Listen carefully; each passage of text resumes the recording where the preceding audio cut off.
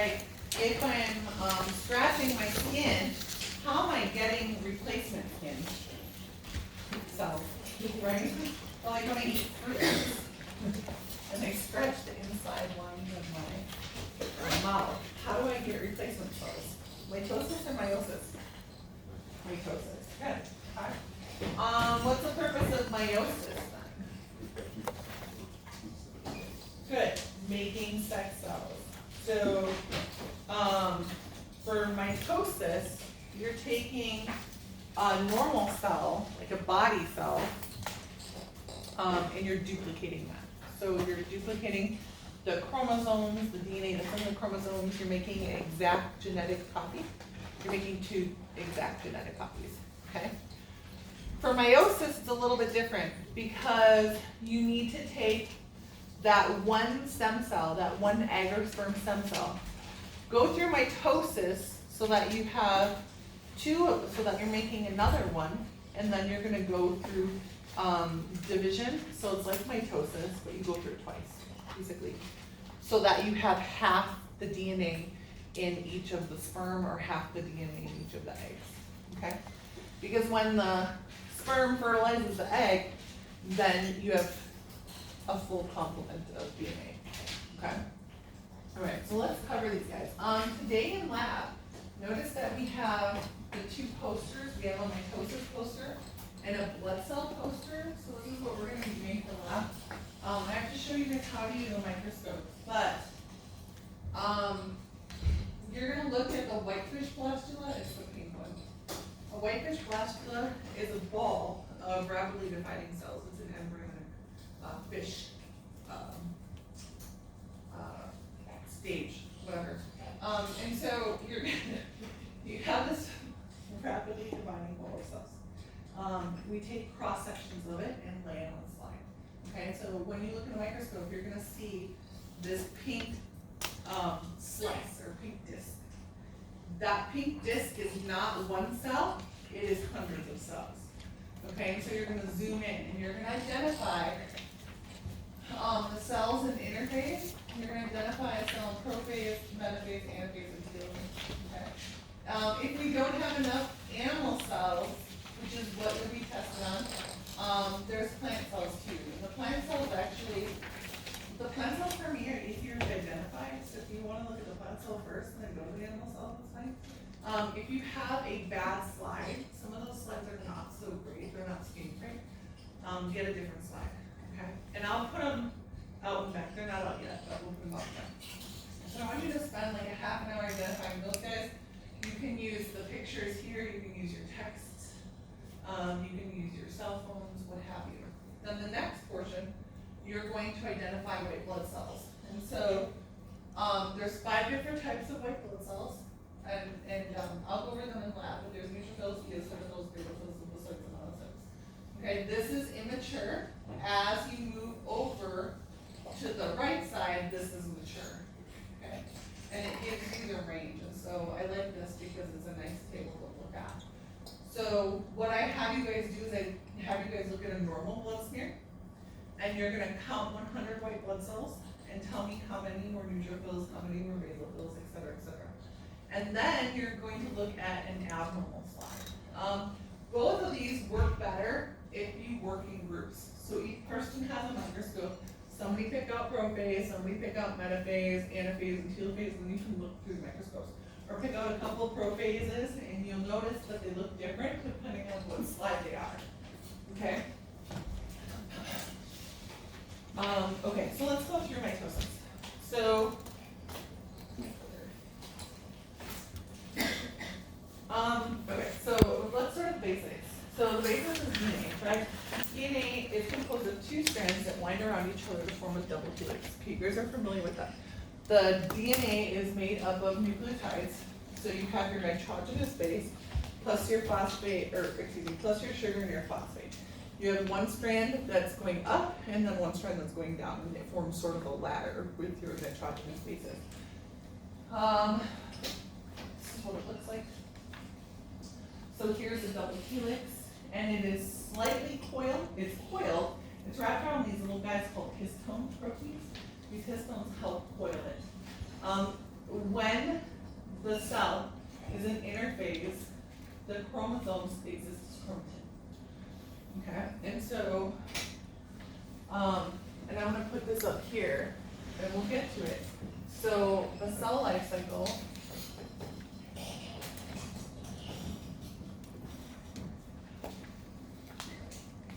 the first phase is interphase.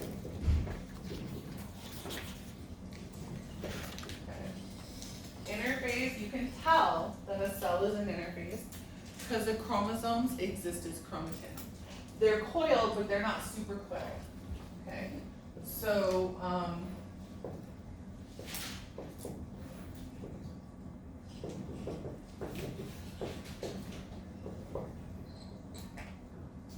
because it's not super coiled as chromosomes, it's hard to see that DNA in that nucleus. Okay, so can't see nucleus. So if you're trying to identify cells when you're looking at the whitefish blastula cells, if you can't see a distinct nucleus, then the cell is an interphase.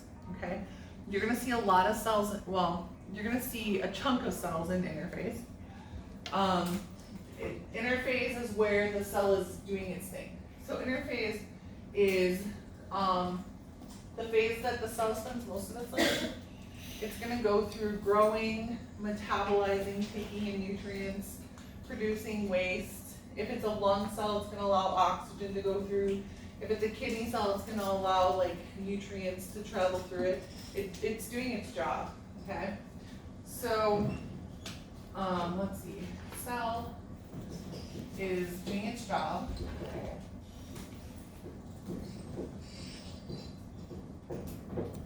Right, it's growing, metabolizing. Okay. And you said it was cell is doing a specific job, specific to what kind of cell it is? Yeah, whatever that is. Yeah. So if it's a digestive tract cell, it's long nutrients to go through it. Kind of abstract. If it's a muscle cell, it's contracting. Nerve cells, conducting impulses, right?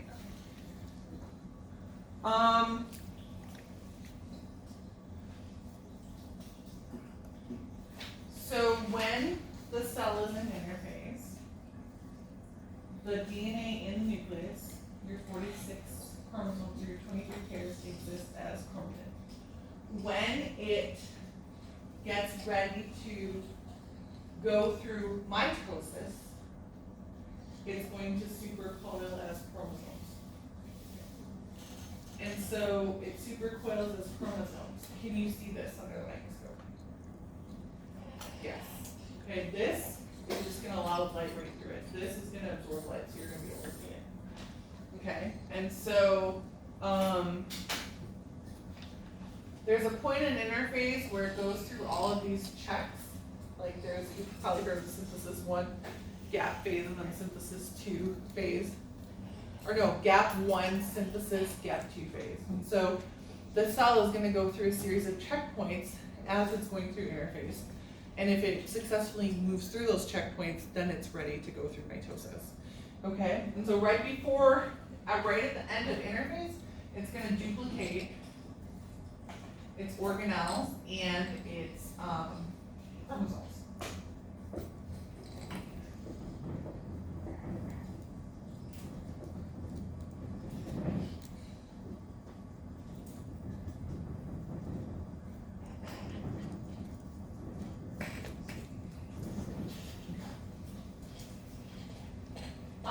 How many chromosomes do we have inside those cells? Okay, 23 pairs or 46 chromosomes, right? So we call this 23 pairs plus duplicates, right? Or 46 chromosomes plus duplicates, or 2N, or diploid. Okay, here's all these names for this. Okay, so when the cell's in interphase, it has 46 chromosomes. Once it goes through interphase, it gets ready to divide, it's going to make duplicates of those 46 chromosomes. duplicates of those 23 pairs. What is it that N stand for? The number of chromosomes. Okay. I know, kind of weird. 2N is just twice the genetic information. Okay. It stands for 46 chromosomes or 23 pairs of chromosomes. So just Or a number. 2N plus their duplicates, right? Kind of weird. I'll go over it in a second. Okay. And so your DNA in your nucleus, right, is organized into 46 chromosomes, or 23 pairs of chromosomes, or 2N, which stands for twice the genetic information, kind of weird, and or diploid. Okay.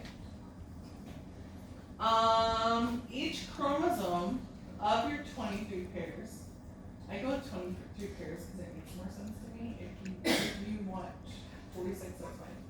So each chromosome of the 23 pairs consists of 2 identical copies of DNA called sister chromatids. Okay, so let's look at, here's your cell, right? And it's an interphase. You have 23 pairs, right, of chromosomes. Let's draw chromosome 1, okay? So chromosome 1, looks like this. You have 1 chromatid. That's what they're called individually. 1 chromatid is from mom, and 1 chromatid is from dad.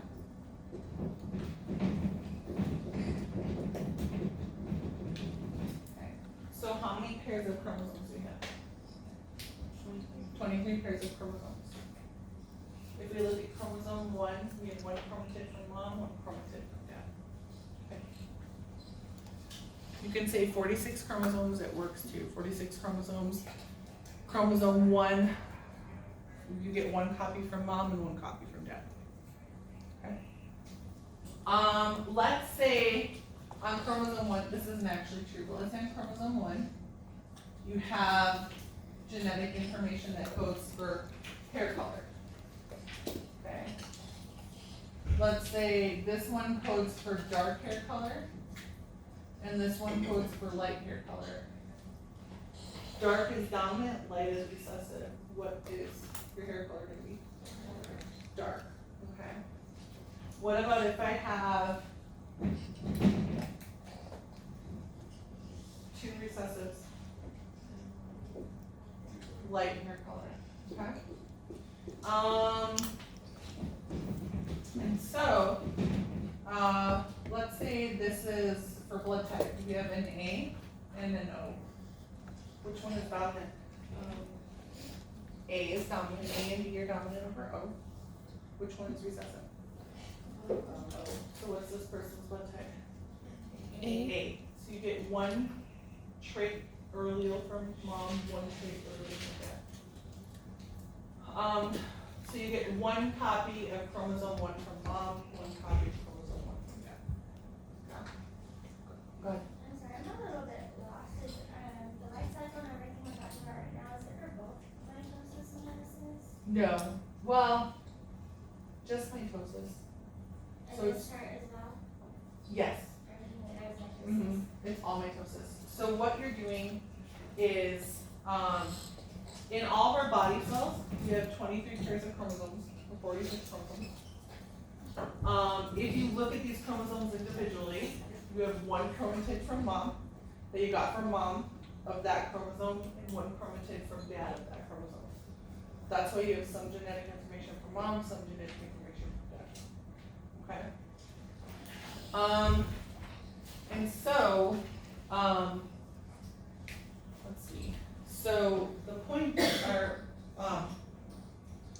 when you get to this, so this is, let me see. So these guys are attached to each other at the centromere. Okay? And so these guys technically are attached at the centromere. Okay? And the centromere is going to attach to the spindle fibers, or it's going to attach to these fibers that are radiating out from the poles. And so, each chromosome is gonna replicate during interphase, and they condense and pair up during mitosis, okay? And so, this is what your chromosomes look like in interphase.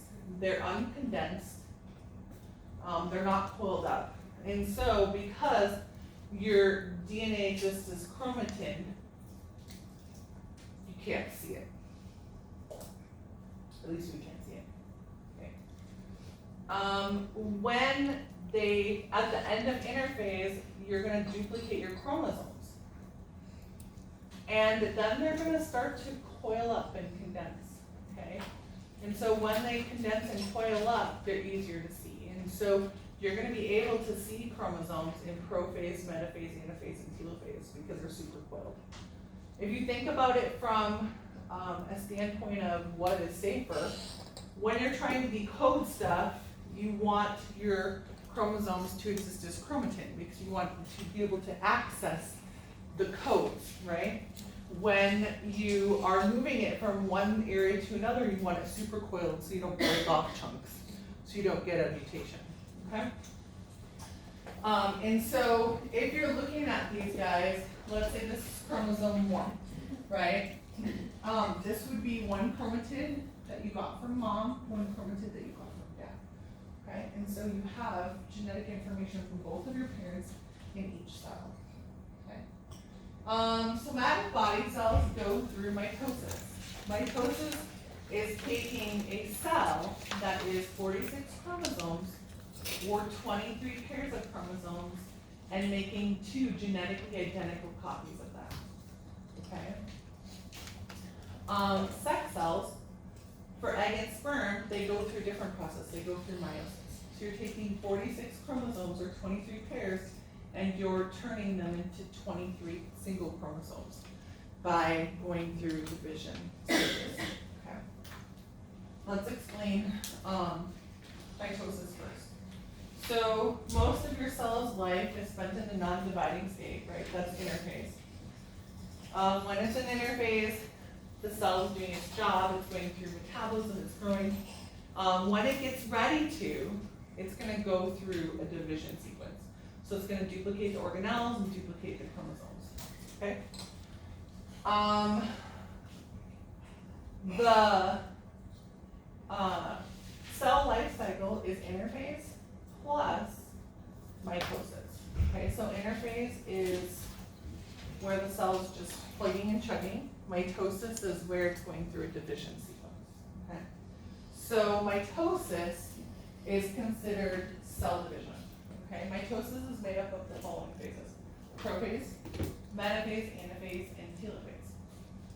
And so when you think of the cell life cycle includes interphase, right? And then mitosis. So interphase is just the cell plugging and chugging. What causes it to go through mitosis? Either the cell gets too big, or it starts contacting other cells, or it goes through a series of checkpoints that allows it to go through mitosis. Usually it's when it gets too big.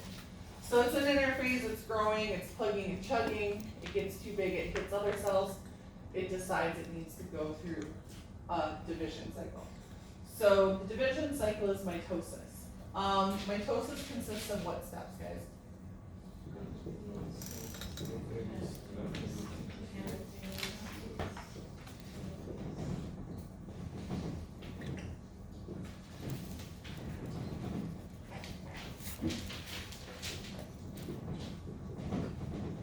Good.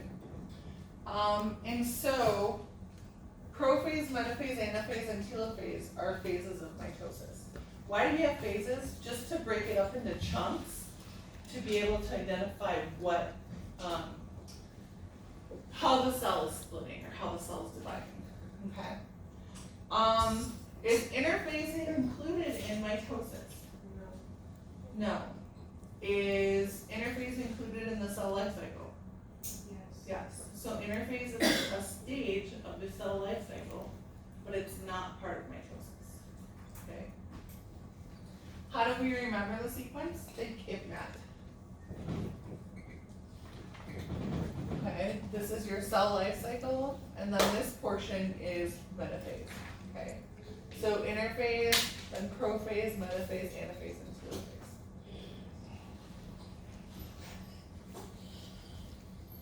Okay, so the goal of this, the goal of mitosis is to divide and make more cells, right? And so in interphase, here's just this generic simple drawing. Here's your DNA. It's an interphase. When it gets too big, or when it's ready to divide, it's going to duplicate the DNA. Then it's going to go through mitosis, where you have the DNA in one cell and the duplicate DNA in another cell. And then you're going to make this one cell and one cell. So are these guys genetically identical to this one? They are, okay? So this has how many chromosomes in it? 46. 23 pairs, or 46, or we call this 2N or diploid, okay? You duplicated those, so you duplicated the 23 pairs of the 46. You stuck the 46 in here, the duplicates in here. So how many do we have in here? 46. Okay, 23 pairs, or 46, or diploid, or 2N, right? And we have the same amount in here. So all we're doing is taking one cell, duplicating the DNA, and then splitting it off into two separate cells. Why are we doing this? To make more cells. Let's say I'm scratching them off right now, I need to make more cells. You always have to have cells for protection, right? Or in the lining of your mouth, you eat chips or what have you, okay? Okay, and so if we zoomed in on those 46 chromosomes, one of the chromosomes came from mom, one of the chromosomes came from dad, okay? And that's where it gets a little bit confusing, I understand. Okay, let's look at the phases then. Okay, so mitosis is division of the cell nucleus. And let's get into prophase. So prophase, the chromosomes are gonna condense, okay? And so, in interphase, the DNA exists as chromatin. In prophase, the chromatin is gonna supercoil into chromosomes. And so, are you gonna be able to see the nucleus in prophase? Yeah, you will, okay? And so chromatin, so your DNA exists as what?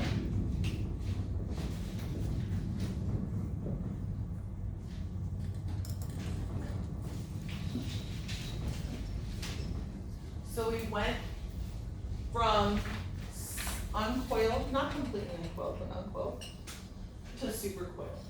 Okay, when it's supercoiled, you can see it chrome monosomes.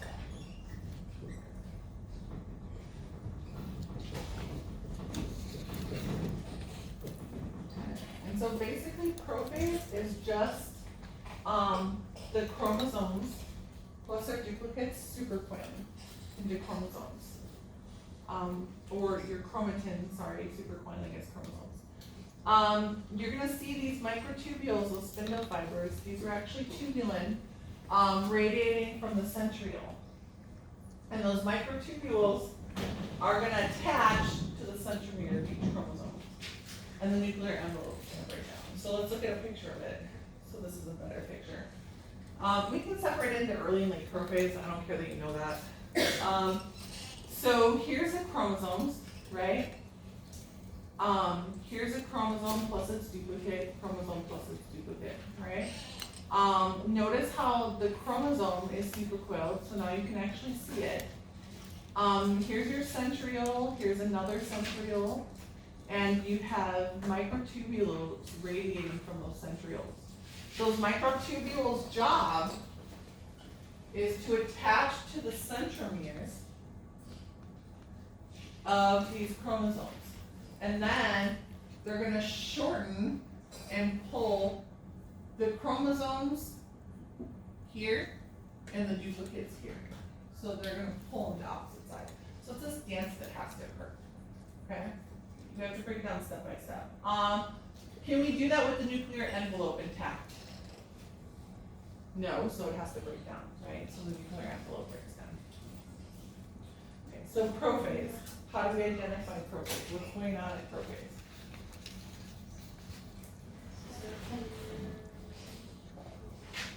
Okay, so the nucleus is visible. What's happening? The microtubules or the spindle fibers start to pull apart Good. the chromosomes to opposite ends. Not yet. Not yet. They have to attach first, right? Oh, okay, yes. Still a funky. Microtubules. Attach at the Attach. centromeres. Two centromeres.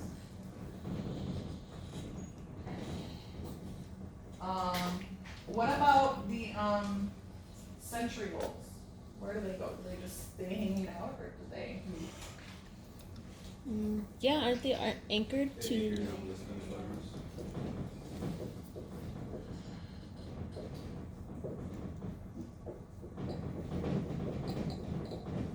Right? So one centriole is gonna go to one pole, and the other centriole is gonna go to the other pole, and you have the spindle fibers radiating from them, and then the chromosomes get stuck to them, right? At the centromere. Okay. So let's see, so the DNA coils up as chromosomes, microtubules attach to centromeres, or centrioles move to opposite poles, and what happens with the nuclear envelope?